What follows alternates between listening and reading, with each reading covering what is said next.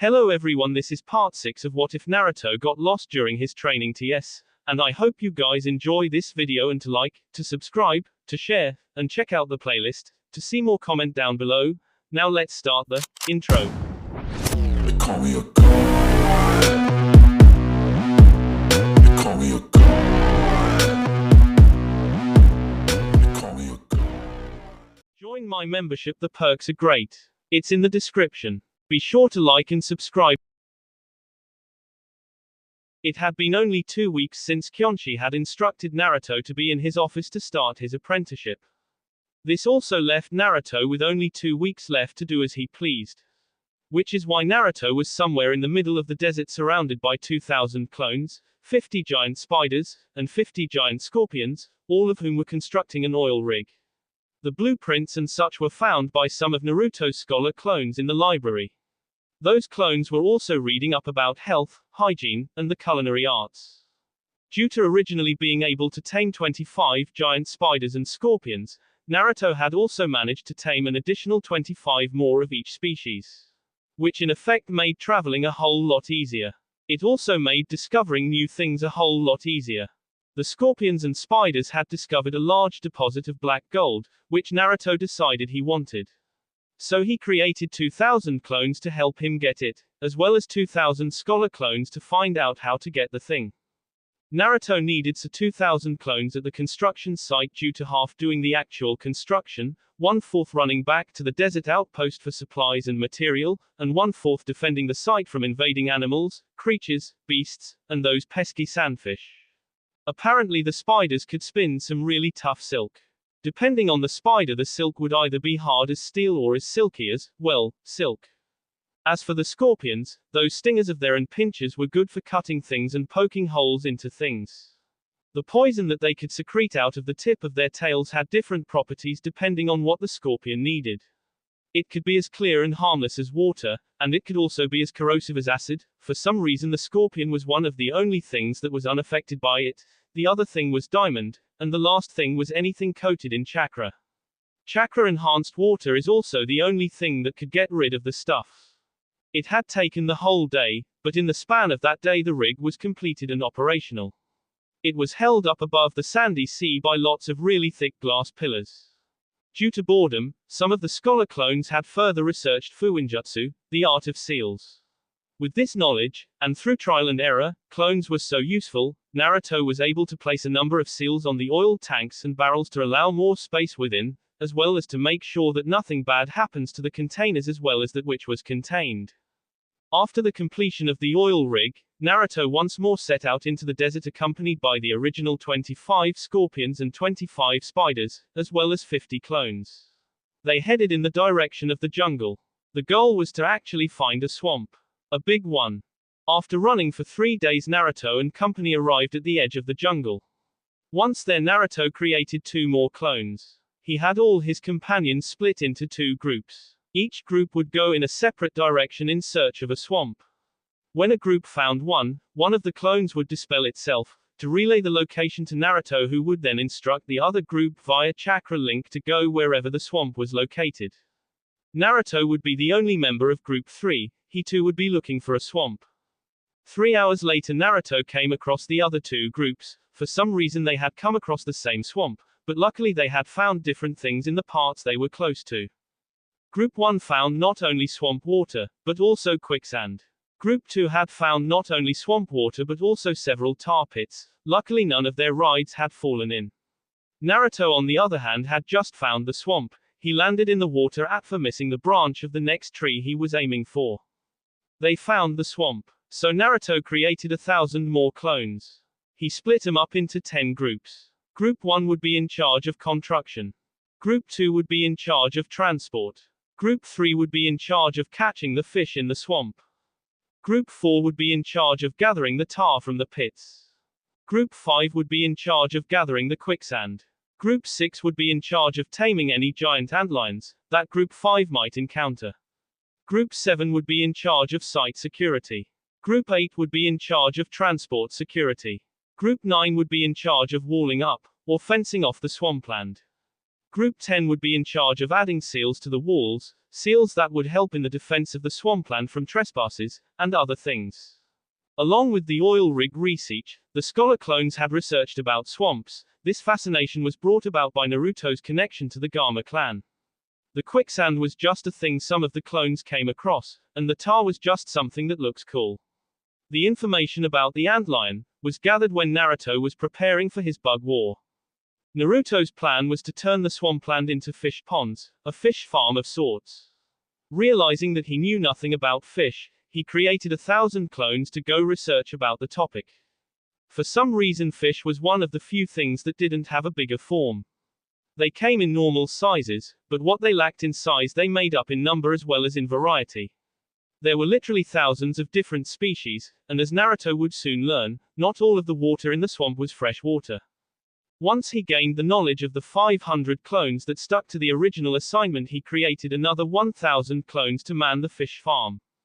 With 1 week till his training was to begin, Naruto decided that he would explore some of the unexplored parts of the mountain.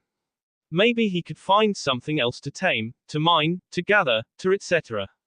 So leaving his traveling companions at his headquarters, he climbed up the cliff face. After reaching the mountain peak where the fortress was found, Naruto raced towards where he remembered the cave being. After reaching it, he created 2,000 clones and sent them into the cave to collect what they could of the remaining gold and crystals. Naruto, having gotten used to creating thousands upon thousands clones, after mastering a way for them to last longer than they originally should, still needed the hand seal and the words when he was to create the number of clones that he wanted to create to help him in his latest quest. Tajuu-bushin no jutsu. Were the words that echoed throughout the mountain.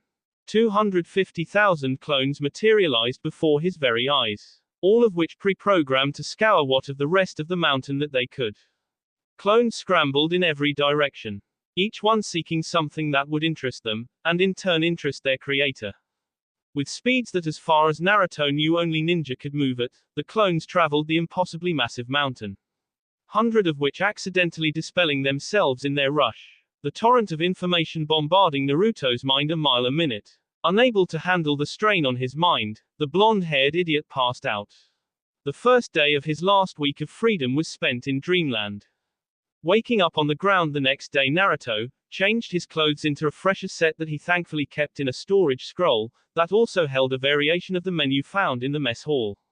The instructions of how to make one were found by some scholar clones in the library, as well as some other useful stuff. Apparently all of the clones he had sent off in search of something to do had all dispelled. Some found something interesting, while others just went poof. Naruto then created 10,000 clones, and divided them into 10 groups. Each group would travel to a different destination. 9 of the groups had set off in search of an adventure in the direction that Naruto ordered them to go to.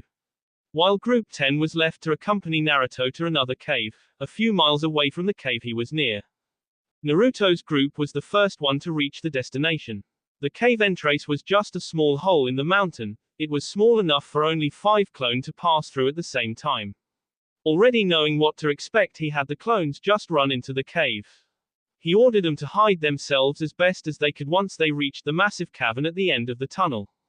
Being found out by the inhabitants of the cave was a bad thing. As Group 10 was stealthily entering the cave, Group 1 was surrounding a bowl-shaped dent in the ground. There were 5 layers of clones surrounding the perimeter. Some of the clones had made their way into the crater, as stealthily as they could as not to alert the crater's inhabitants of their approach and their presence. The crater was home to nest upon nest of giant birds of prey. One distinguishing feature of these birds was that their feathers were mostly of the color white. From the vantage points of several of the clones, the biggest of the birds had a wingspan of 48 feet. One group of clones found a discarded feather that they measured as being 24 feet long. Some of the clones that were closer to one of the nest estimated that the eggs were at least 100 feet in circumference. The clones that had been reading about birds' efforts had sure paid off. They had stumbled upon a rock nesting site. Good thing the library had books about how to care for literally any kind of animal in existence, as well as perceived non-existence. The clones had a job to do, steal and seal as many of those eggs as they could get their 1,000 pair of hands on. The clones in the crater would wait for the clones up top to distract the birds before they would make their move. They may not have had any storage scrolls, but they would have to make do with the discarded feathers around them. The clones up above the nesting site started to prepare jutsus. Half of the group was up top, while the other half was in the crater. The clones had decided to use a combination of Fuyuten, Daitopper, Doten, Doku Aigyo, and Kaiten, Hausenka no Jutsu, to lure out the adult birds. Only 3/4 of the clones would use jutsu, the others would run interference with the birds.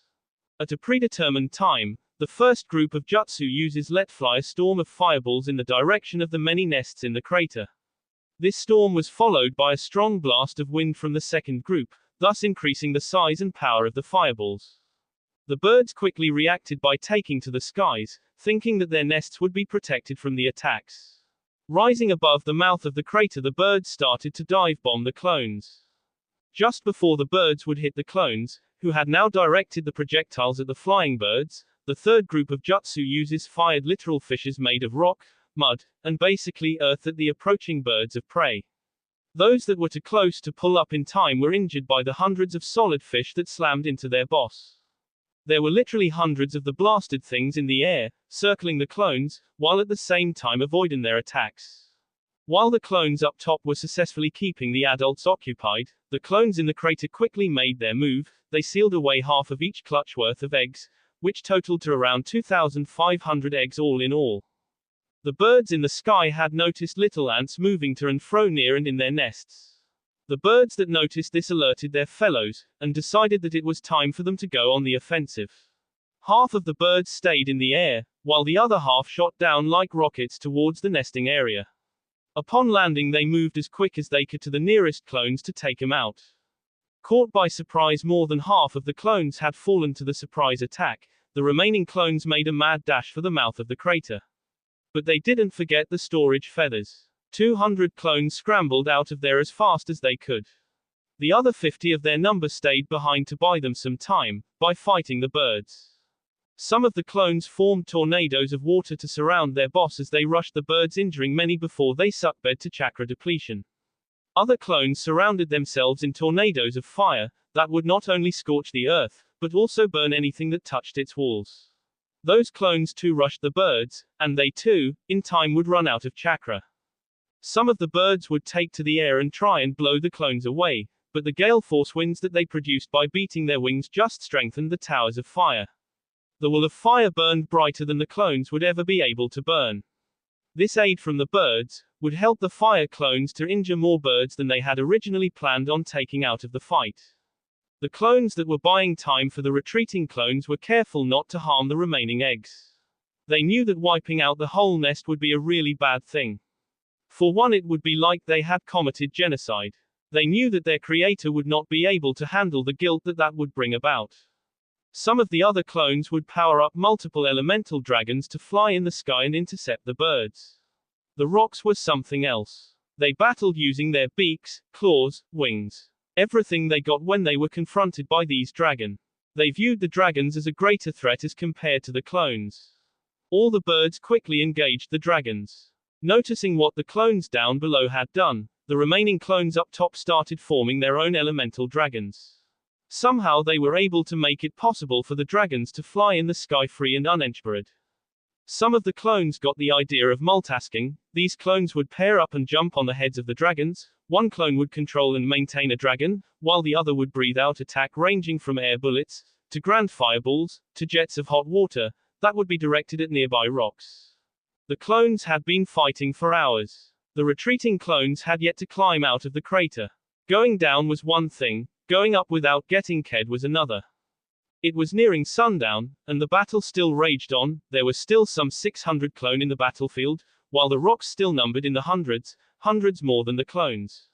The safe escape of the 200 clones with the storage feathers was the top priority of the still fighting 400 clones.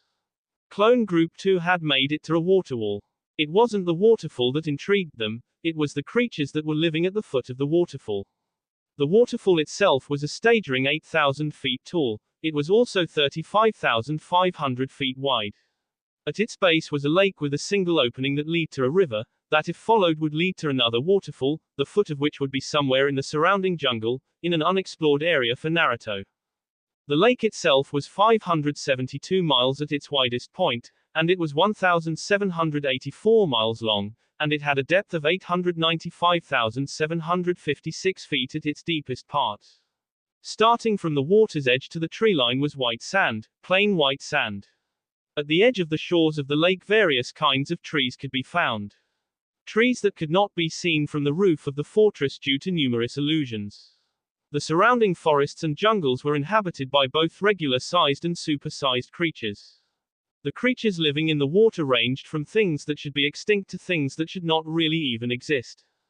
But the one creature that the clones had gone to the waterfall base for were crocodiles.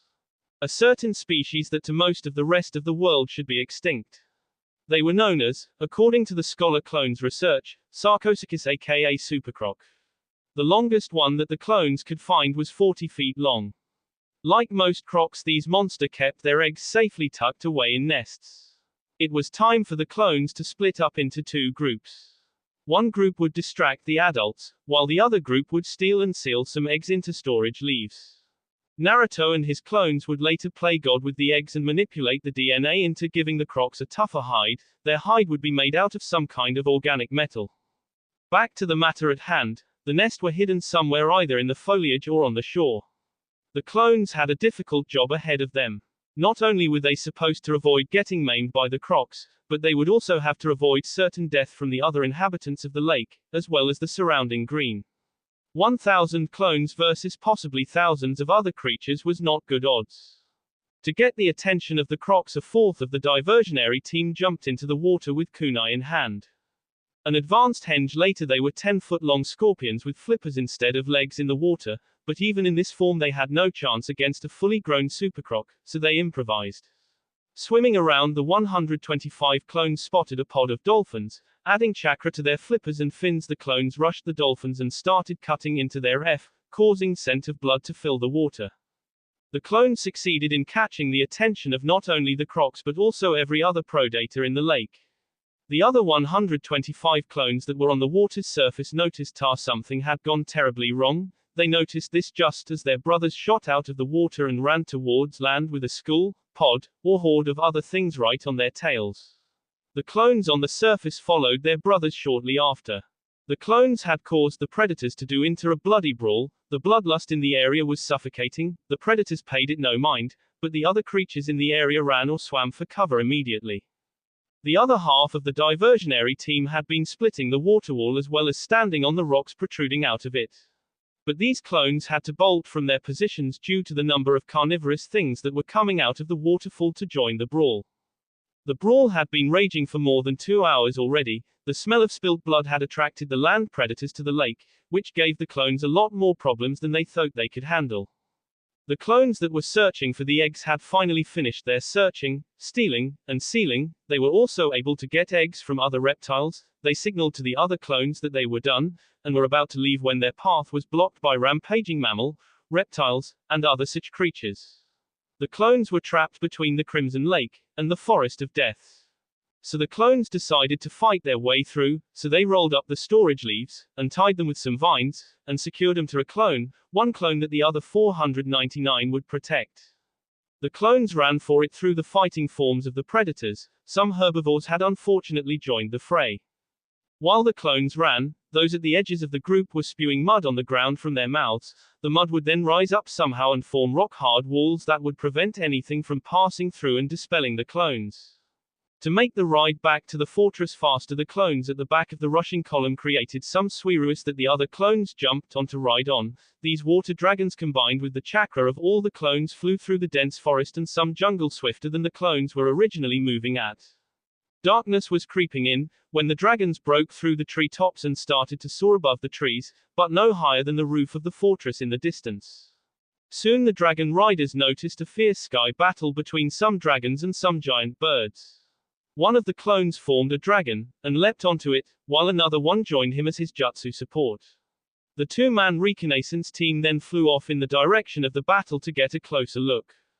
As they neared the battle, they recognized their brethren, battling the birds atop their own elemental creations. The recon team then swiftly flew back to the group, and relayed what they had witnessed. The rock hunting party were in big trouble and were in need of assistance badly. The Supercroc party then decided then and there that they would aid their brothers. The clone with the eggs would go on ahead to headquarters instead of the fortress. 3 more clones would go with him. They would ride on a dragon of wind. The clone with the eggs and his 3 guards swiftly left on the dragon. The half of the remaining clones formed their own dragons, 2 per dragon, 1 driver, and 1 support. Then they rode into battle. It was nightfall, and yet the sky was as bright as day with all the flying lights from the various jutsu. At the same time that groups 1 and 2 had reached the destinations, group 3 had also reached theirs. It was a cliff, with a sheer drop, but on the cliff face there were some caves carved into it. Their targets would be found in those caves. The creatures that group 3 were after were reptiles. They were snakes of a sort. Big, long ones. The longest one would probably be around 50 feet in length, at the same time weighing slightly more than a ton. These monsters were huge. Their venom was so poisonous, that if not treated quickly the victim would a painful death. The venom would take nearly instantaneous effect. It could also kill at a glance, although its gaze was somewhat selective. It had the ability to control when to and when not to kill. The beast whose eggs the clones had come for were those of the basilisk, the serpent king kind. Just like the myths surrounding such creatures, they could be created by having a toad sit on a chicken egg till it hatches, but unfortunately for Naruto the only toads and chicken eggs he could find were 5 feet tall each. He had yet to come across a normal-sized toad or chicken. Which left the clones to gather the eggs of the beast. Slowly the 1,000 clones scaled the cliff face. Once some of them reached one of the openings they entered, they formed raising guns to be used as their light source. The tunnels were dark after all. There were 50 holes all in all, meaning 20 clones entered each of the clones. Slowly each group walked through the tunnels, hoping against all hope that the serpents would not sense them. 3 hours of walking later, the groups converged in a large chamber with more tunnels leading out of it. There were also some torches and the like hanging on the walls. Something tells me we aren't the only intelligent life in here, one of the clones said. The clones then moved onwards, more cautiously than before. Hopefully they would not have to come face to face with the other beings that were in the tunnels. A few more minutes of walking later the clones entered chamber, the floor littered with eggs. There were no snakes in sight, but the clones were now more than cautious. 100 of the clones shapeshifted into lizards and crawled on the walls of the chamber to get a better view of the place. The other clones too transformed into other much smaller creatures. The lizard team, from up on the walls, saw that in the middle of the chamber was a pit. The pit was writhing as if alive. One clone that had transformed into a bird flew over the opening to get a better look at the inside. What it saw frightened it. Inside the pit were snakes, snakes, and more snakes. There were snakes and serpents of all sizes and lengths, but not one of them looked like an adult basilisk. Off on one side of the chamber part of the wall suddenly parted, revealing a half-man, half-lizard being, a lizard man. In one hand it carried a torch, in the other it carried an egg. It somehow maneuvered itself to an empty spot and placed the egg there. Then it left the room, sealing the hole in the wall from whence it came. The clones were actually surprised to see something else aside from the snakes that they were expecting. But now that it was gone, the clones had their chance. They didn't know when the thing would come back, so they all reverted to their human selves, and started collecting eggs. It was a good thing that the eggs were the size of normal chicken eggs, except for the fact that they were all colored dark green, and had a scaly texture. Some of the clones had brought some leaves with them, which they used in the place of storage scrolls. After sealing some 5,000 eggs, the clones collectively heard the sound of footsteps, fast approaching. Rolling up the storage leaves, the clones quickly made their escape out of the holes from whence they came. They left the caverns not a minute too late, for should they have stayed any longer they would have seen more than 500 spear and sword-wielding lizard men storming the chamber. The snakes from the pit must have somehow alerted them to the presence of the clones. The clones took a break at the top of the cliff, thinking that there was no way that those lizard men would be able to reach them for some time. They thought that they had time to rest. But it was not meant to be, when suddenly out of the surrounding foliage 100 spears flew out, narrowly missing the clones. Doten Kekai, Doru Dumu, a clone announces after a seal sequence. The clone and his companions are hidden from view under a dome of chakra-enforced earth. The barrier separating them from their attackers who were slamming into the dome on the outside. Formulating an escape plan, the clones decide to use that which the other groups are likely to use. Bursting out of the Earth dome, the clones take to the skies in a surprising flight of dragons. This action surpassed the lizard men so much that it also frightened them enough to forget about going after the egg thieves. The clones decided to have 2 dragons fly faster in order to reach their headquarters faster. The sooner the eggs are delivered, the sooner the preservation jutsus and seals could be placed on them. The remaining clones flew onwards in search of the other groups, somehow knowing that they would be in need of some help. Group 4 found themselves in the presence of a herd of grazing cows, regular-sized cows. Hundreds of them grazing in an open field somewhere on the mountain. The plan was simple: the clones were to somehow herd the cows to where Group 5 should have finished building a dairy farm, and shouse. Beef and milk produce was one of the reasons Naruto had his clones go to this part of the mountain. The clones were tasked to herd as many cows and bulls as they could. The clones couldn't afford a stampede, so they slowly made their way around the bovines. After forming a perimeter, they started making earth walls around the animals, enclosing them in the impromptu pen. Now the clones just had to figure out how to move them to the location where the farm was being built. Since they had been able to trap a lot of the anyams in their earth wall pen, the clones decided that they would try out their herding skills with the rest of the herd. The still free to move about ones. 100 clones stayed with the pen to watch over their catch, while the other 900 went off to play with the cattle. A bunch of clones decided to create elemental wolves that they would ride on to try and do what sheepdogs do. Since that was their first time with elemental wolves, it took several clones to imprint a kind of personality into their creations. Some of the other clones stuck to the tried and tested way of doing things, and just created dragons to ride. These clones would serve as the lookouts. Instead of sentry towers, there were elemental dragons in the sky, each one being manned by 10 clones. Due to all the chakra and elemental manipulation that Naruto did with the help of his clones, his chakra control had skyrocketed. Meaning that he was able to use some genjutsu. He still did not have the control needed for the smaller things, but the larger, area effect type of illusions he could do. With the help of his clones, Naruto had figured out that basically, in the field of genjutsu, there was no such thing as limitations. The only limitations that there were in that particular field were the limits of his imagination. As a prankster, there were no such limitations. He just had to put his harebrained ideas to practical use. Due to his present ability to use genjutsu, the Naruto clones monitoring the penned cattle had decided to try and manipulate the minds of the cattle. The clones would try and trick cattle into moving in the direction that they, the clones, needed the cattle to go. They would plant the idea of going to the location into the minds of the cattle. After some trial and error, the 100 clones had managed to make the animals move in the direction of where Group 5's farm was located. 50 of the clones were maintaining the genjutsu, while the other 50 were creating and destroying walls around the animals. They were making sure that if the genjutsu somehow failed, the cattle wouldn't be able to escape.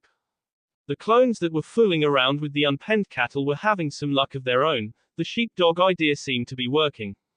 But it was a draining experience. The clones on the wolves had to take turns in keeping their rides alive.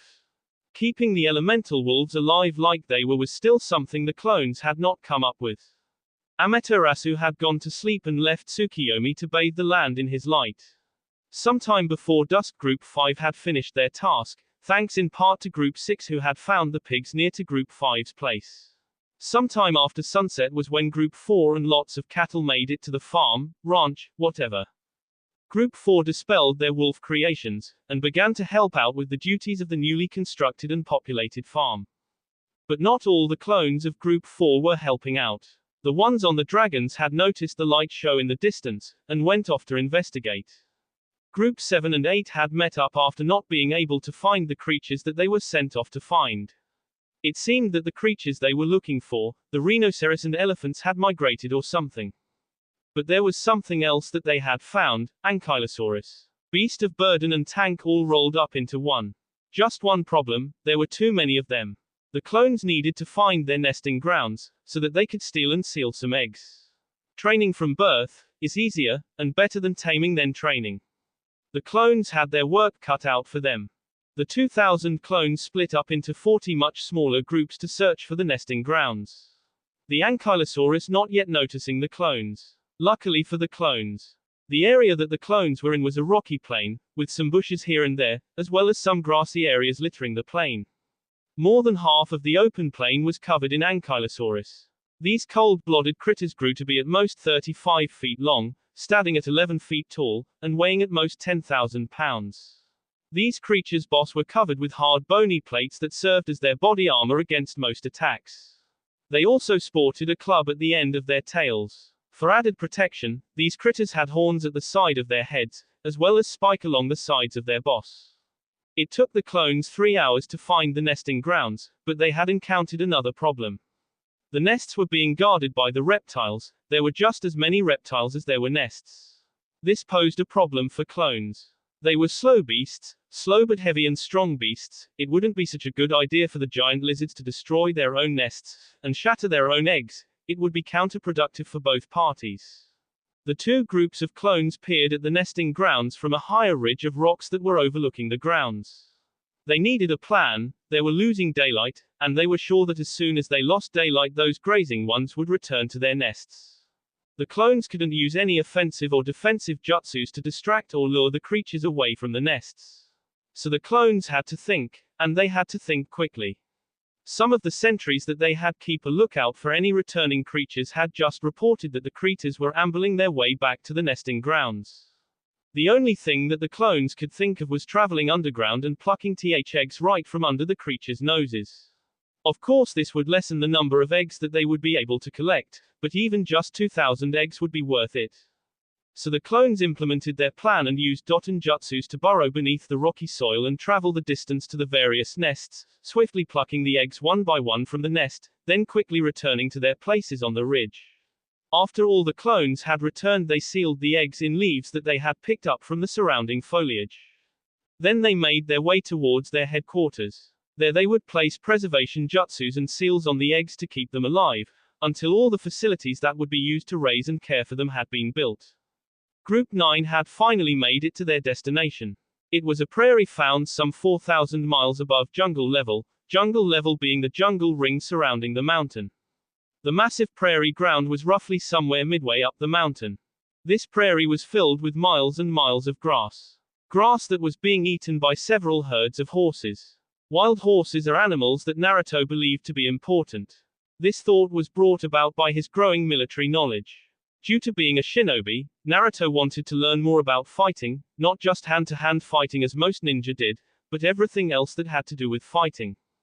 He knew that, despite acting like an idiot, that being Hokage meant that he would be a military leader, a leader similar to what he was to his thousands upon thousands of clones. He actually street USD the history of the ninja world. He just didn't apply himself during his academy years due to instinctively knowing that since the people already hated him for something that he was not aware of, he did not want to make people notice him for his intelligence. He somehow knew that they would just say that he was cheating or something, the people would just find some way to discredit him. So to avoid any problems, Naruto had just acted dumb. He put up a front that he was the happy-go-lucky idiot that many people saw. Naruto had some of his clones study everything that had to do with fighting, be it physical, verbal, ideal, etc. There were clones that researched warfare, some actually coming into contact with Sun Tzu's Art of War. How the hell a copy got into the library Naruto didn't really care, but it was there. Some of the clones had street USD military tactics and strategy. Some of the clones had street USD debate, arguments, logic, and psychology. There were some clones that just searched for ancient USD theories and the like. Token one day helped Naruto scholar clones by explaining some more complex things and ideas, which kind of advanced Naruto's thinking processes, as well as jump-starting some of broken brain parts. If his mind were likened to a machine, many of the things in it were recalibrated and upgraded.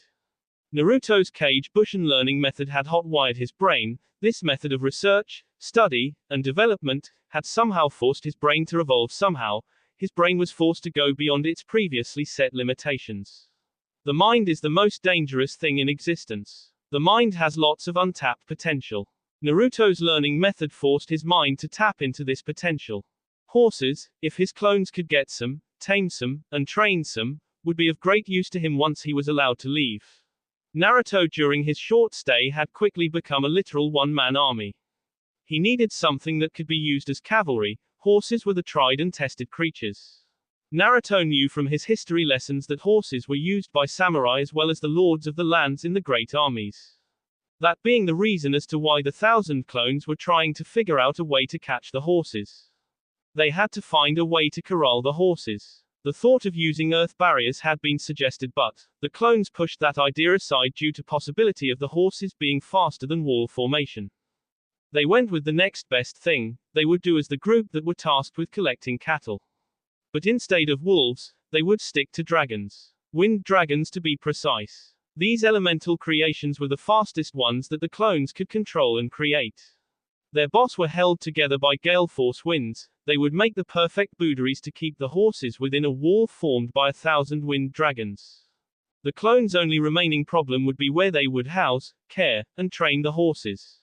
Naruto overlooked this one problem: nobody is perfect. So it was left to the clones to figure out where and how to keep the horses, that by this time they had captured, secured.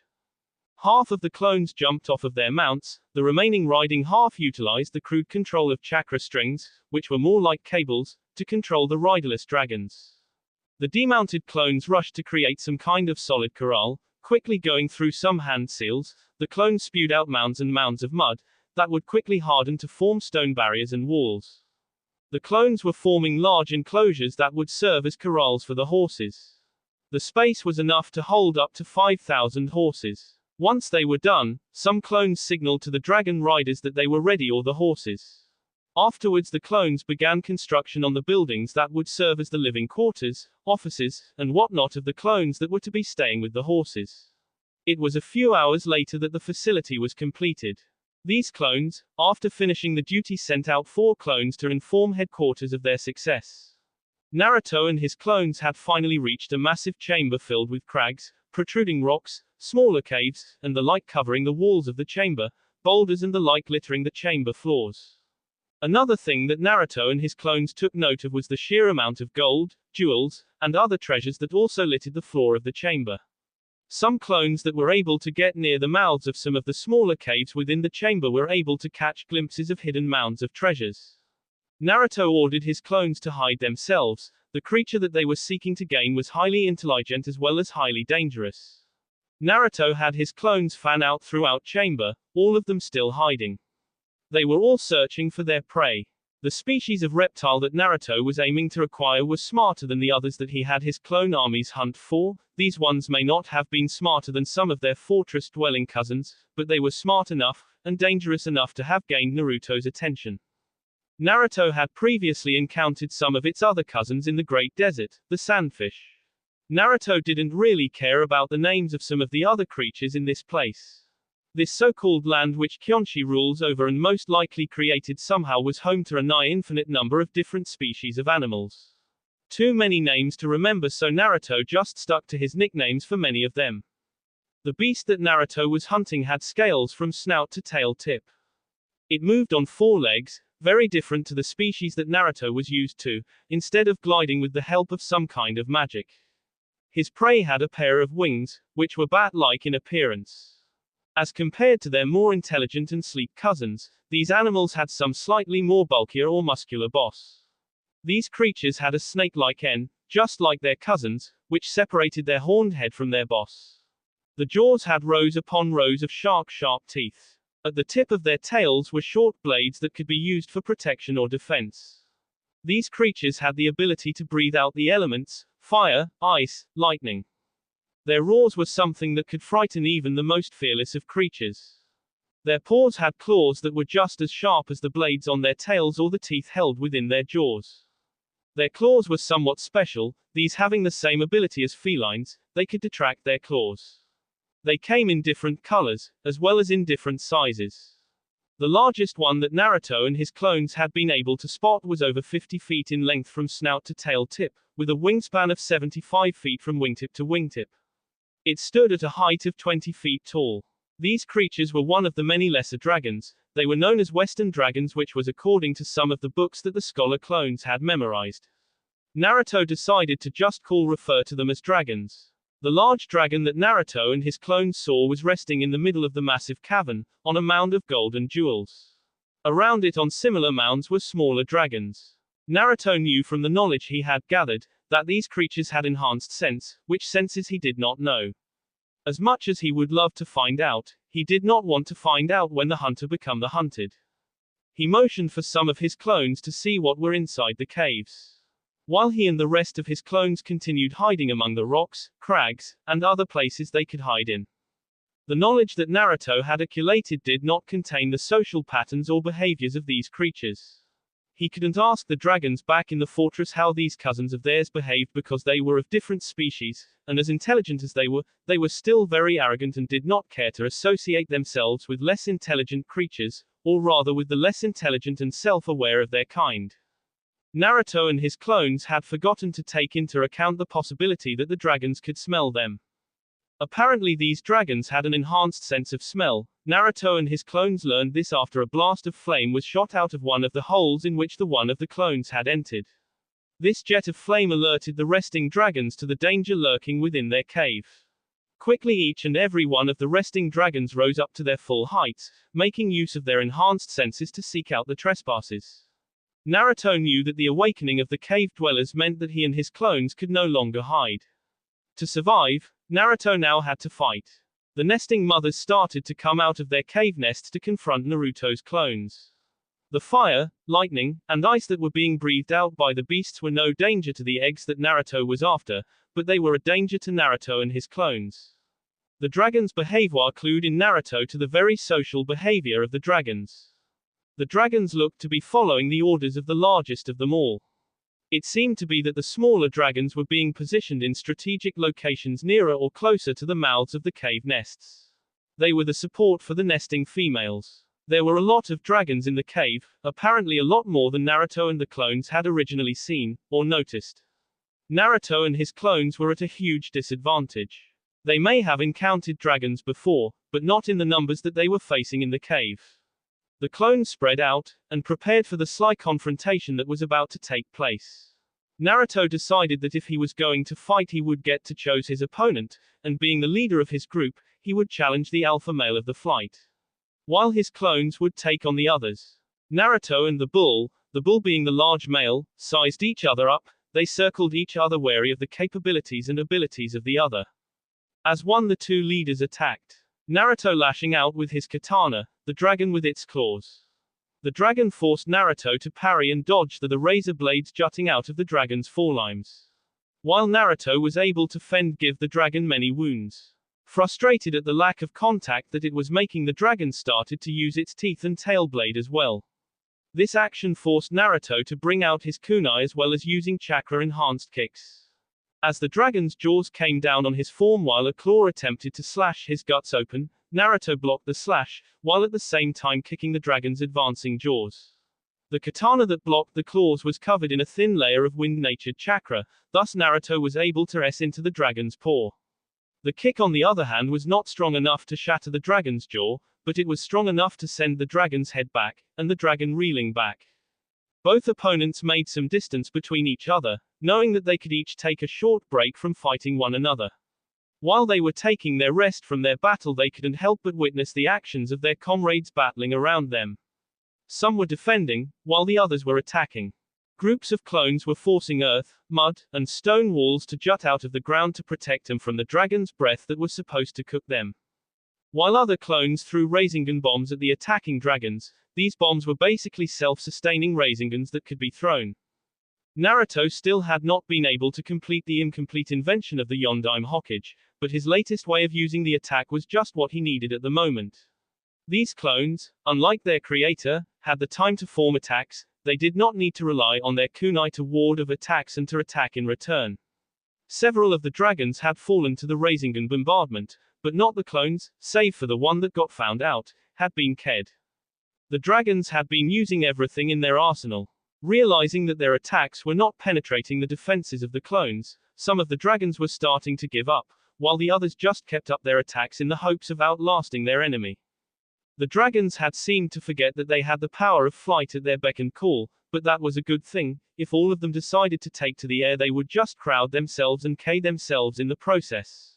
The clones by the caves in the walls tried to pass by the mothers that were guarding the entrance to their nests, but they did not seem to have made any progress.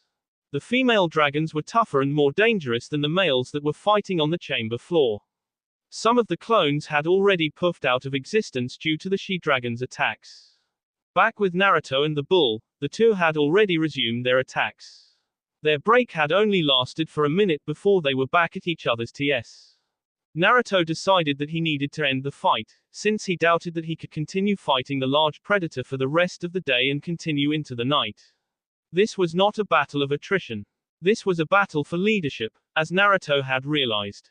He decided that he would try an attack that had yet to be tested.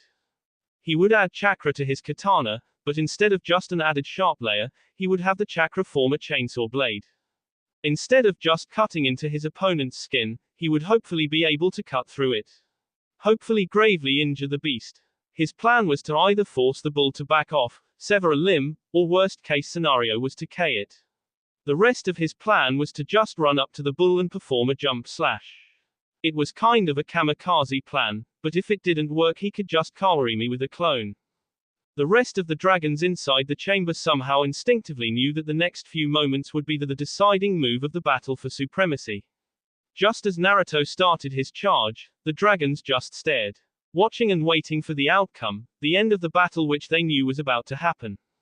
The battle had finally ended, the stronger of the two leaders remained standing, panting from the ordeal, but still standing.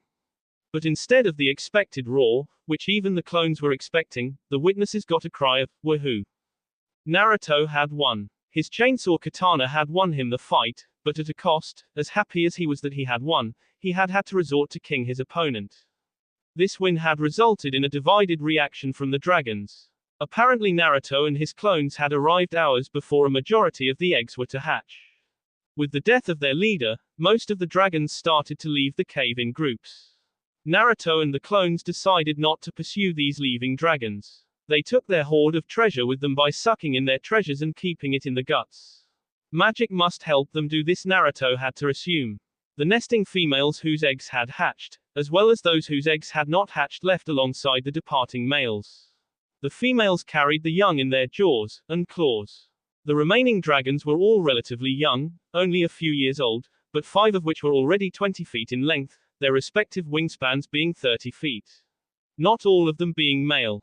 Of the 50 dragons that had decided to follow Naruto, 15 were male, while the rest were female. These females were too young to breed.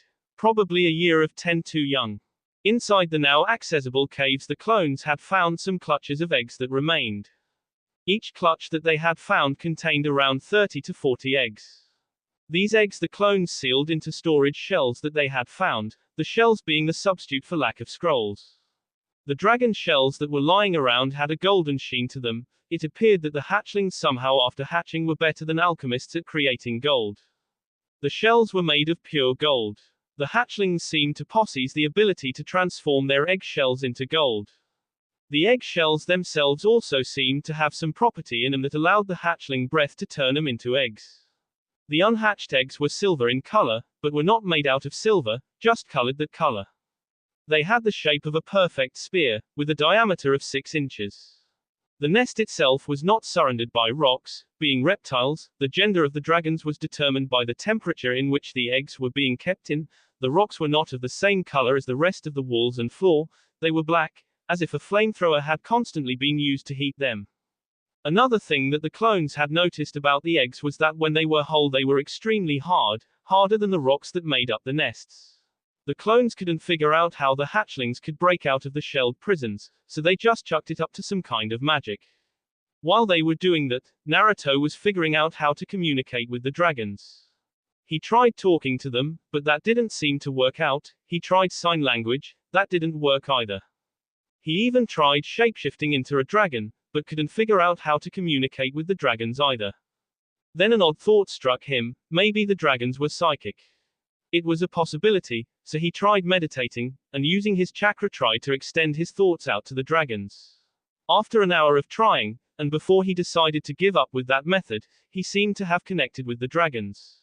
He knew that he did was when he saw that the dragons around him were starting to kneel on the ground.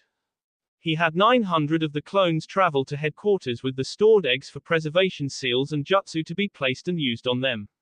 The clones in headquarters would have to construct facilities to take house and care for the dragons. He and the remaining clones started to climb onto the backs of the dragons.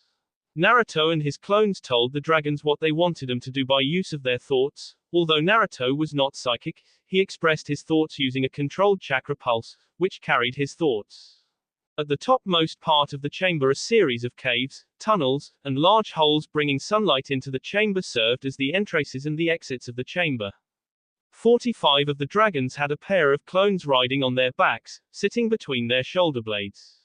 The 5 biggest ones did not have any clones on them. The clones that had no mounts were ordered by Naruto to report to headquarters to find something productive to do. Once all the smaller dragons were ready for liftoff, Naruto mounted one of the 5 remaining males. But unlike his clones, he did not sit, he stood. He used chakra to keep in place. He and his flight of live dragons took to the skies. Naruto suspected that one of the groups of clones that he had sent out might need some help. Sometime after leaving the cave, darkness had set in. Naruto also noticed the fight in the sky. He directed his flight of dragons towards the fight, knowing that his clones were there. He knew this due to the sight of elemental dragons flying in the sky. The battle of the clones versus the rocks had gotten to the point that clones were starting to be on the losing side. The clones with the storage feathers had just gotten out of the crater. But their latest problem was that they had no way to leave the vicinity of the fight. Even with the reinforcement that was brought by the other clones groups, there was still not enough cover for clones to get away. But Naruto and his flight of dragons had appeared not a moment too late. Rocks and his dragons were roughly the same size. If there was one thing that the rocks couldn't hope to handle, it was a flight of dragons being led by Naruto. His clone armies were in luck, their creator had arrived, and he was a handful away from summoning forth another army's worth of more of clones. Which is exactly what he did. These newly created clones immediately formed dragon mounts of their own and took to the air. The new goal was no longer distraction, but to temporarily ward off the rocks. 3 hours later, Naruto and his clones had arrived at headquarters to rest for the rest of the day, as well as for the dragons to get acquainted with the temporary home. Dawn had arisen on day 5. The previous 2 days had been spent resting, as well as constructing and finishing the construction of the needed facilities for all the new animals that Naruto and his clones were to care for and train for future use, militarily, agriculturally, and for transportation purposes. This day Naruto planned on spending his day hunting for regular-sized vampire bats, smilodons, and direwolves. After leaving the safety of headquarters, Naruto created 6,000 clones. 2,000 clones would search the caves in the jungles for the bats, 2,000 would search for the cats in the plains and prairies on the mountain, and Naruto with the remaining clones would search for some direwolves in the jungle. The bat hunting party made its way around the base of the mountain. After 2 hours of searching for a cave, they had finally found one. The clones were basing their hunting strategy on the fact that Naruto had seen cats of all shapes and sizes grouped together when hunting the migrating herd of herbivores. The clones thought that if cats could travel together in diverse prides, then who's to say that the bats could not live in the same cave together? The clones set up some cages that they had brought with them, and placed some animal blood in buckets within the cages. Half the clones had set up a perimeter around the area where the cave entrance was located. This was so that the clones could dissuade any other meat eater from interfering with the clones' bat hunt. 500 clones decided to stay by the cages, hidden from view and from sonar by hiding underground. The other 500 clones decided to go into the cave and see what was inside the cave, aside from bats. Once again, using mini raising guns as flashlights, the clones entered the cave in smaller groups of 5. Half of the clones were walking on the ground, while the other half were walking on the walls of the cave. So far the clones had not encountered anything aside from stalactites and stalagmites. It was at around 2 in the afternoon that the clones chanced upon their first sign of the bats. They had found guano and water. The clones on the walls had leapt off of the walls to avoid accidentally stepping on any of the critters that live in and on the walls. But even as they walked on the ground, and in the guano-filled water, the clones still had to watch their steps. There were things on the ground that could possibly be alive, and might be of use to Naruto. It would still be a few more hours before the inside of the cave would turn into a madhouse. The clones had enough time to do their exploring. But the clones were unaware of the dangers that lurked within the darkness. The caves, just as the clones should have realized as well as remembered, are usually filled with things that may be harmful to the well-being of the clones as well as the original. In every cave Naruto or his clones find something that they want. In this case they had found their vampire bats, but they had yet to find the catch. Watching their every move was a predator unlike any other that Naruto had so far come across. They were like chameleons in the way that their skin matched whatever their surroundings were. They had 2 long forelimbs, and 2 shorter but more muscular hindlimbs. Their maws had 3 rows of knife-like teeth, both on the upper and lower jaws. They had no eyes to speak of, but were like bats in the sense that they used sonar to pinpoint the location of objects. As the clones moved further into the cave, they started to get the feeling as if something was watching them, which made them wary, just as they should have been right from the very beginning. As they walked through the water, one group noticed something wadding towards them, but before they could act, the unknown creatures struck. The sudden movement and distinct sound of splashing alerted the rest of the clones to the presence of the unknown predator. They then powered up their Razingans till they were regular-sized ones, making the clones now more than ready to take on any threat. In a flash their opponents quick as lightning attacked the clones, systematically taking out the ones who were at the edges of the larger group. The clones at the middle could safely say that, due to the number of teams that were being killed at the same time, there were 5 of these unseen things amongst them. 2 clones of each of the remaining groups of clones plunged their Razingans into the water. This created whirlpools that immediately started to suck nearby free-floating, and non-pegged down objects and critters to the center of the vortex and eventually underneath them. As the clones merged their whirlpools, the other clones began to notice where the water was parted as some unknown force made its way towards the whirlpools. When the things were close enough, the clones acted. They slammed their spiral spheres into the area in which they believed the boss of the beasts were. This move effectively got rid of their stalkers by sending them flying into the cavern wall, and exposing their appearances to the clones. But the vicious slamming of the boss of these unusual predators into the walls also had the added effect of causing a rumbling sound to emanate from the rest of the deeper parts of the cave. Shortly afterwards the cave started to shake. It started to feel as though an earthquake or tremors were occurring, when in truth the cave was collapsing. The collapse of the cave had sent out all the winged residents, most of which had gotten caught in the cages. All of which were vampire bats. The clones were lucky this time. The trouble in the cave was tame compared to the trouble that other previous clone groups had encountered in the past. Also the group was lucky that they did not need to segregate the bats. The second group of clones had fanned out in one of the vast plains found midway up the mountain. They had spread out to find the Smilodon, and subdue them. Once found, the clones would make use of genjutsus to capture the katas. These beasts, after some genetic toying, would make good pets and attackers. This clone group found their assignment easy. The most difficult thing that they had to do was find the blasted cats. The third and last group, led by Naruto, had found 4 rather large packs of the specific type of direwolf that he was after. The regular direwolves that he wasn't after were roughly twice the size of a regular wolf. But the type that Naruto was looking for was larger than that. The direwolves that Naruto was looking for, and had found, were roughly the size of a horse, at least the adults were. Naruto knew from his past encounter with the dragons, that the only way that he would gain control of these marvelous hunters was to defeat the pack leader in combat. Luckily for Naruto, he had an ace in the hole. Forming a Rasengan, he quickly slammed it into the side of the wolf, killing it instantly. The good thing about the packs that he and his clones had found was that the packs were made up of mostly impressionable youths, meaning pups and their first-time mothers. The alpha males being not that old themselves. They were roughly only 3 times as big as a regular wolf. After finding all of their prey for the day, Naruto and his clones headed for home. It was the morning of day 7, the last day of freedom, that Naruto found himself face to face with his latest master, teacher, sensei. Kyonshi-sensei, Naruto said, "Can we start training now? Are you sure you wish to begin?" was the reply. "Yes, sensei." "Then we shall begin," motioning to the seats in front of his desk. "Have a seat and we shall begin." That will be all for this video. Be sure to like, subscribe, share, and comment down below for more videos. Goodbye.